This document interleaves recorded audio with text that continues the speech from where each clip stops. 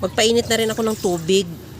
Ilagay ko na yung sibuyas, kamatis, at lagyan ko na rin ng asin at paminta.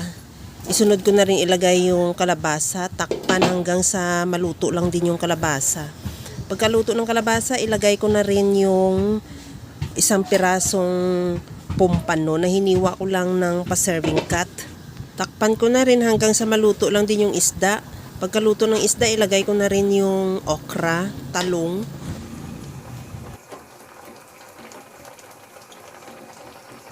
Takpan ko ulit hanggang sa maluto lang din yung talong at okra.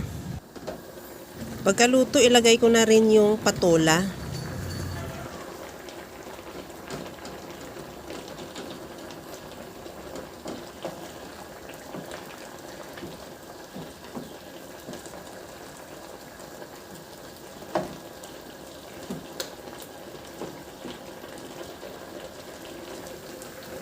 Maglagay din ako ng siling green at isunod ko na ilagay yung alugbati.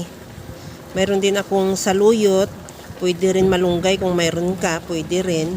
At kunting halo lang hanggang sa maluto yung saluyot at alugbati.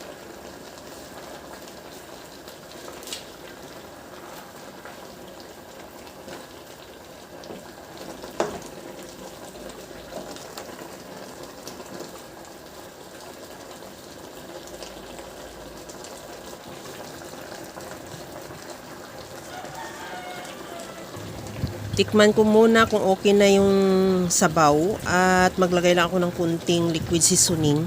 Kahit anong seasoning available sa iyo, pwede. At okay na yan, ready to serve na yung ating napakasarap na laswa with isdang pompano.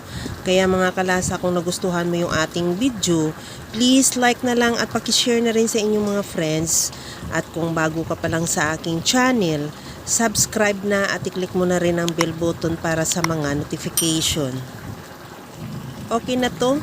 Hanggang sa muli mga kalasa. Thank you for watching. Bye-bye!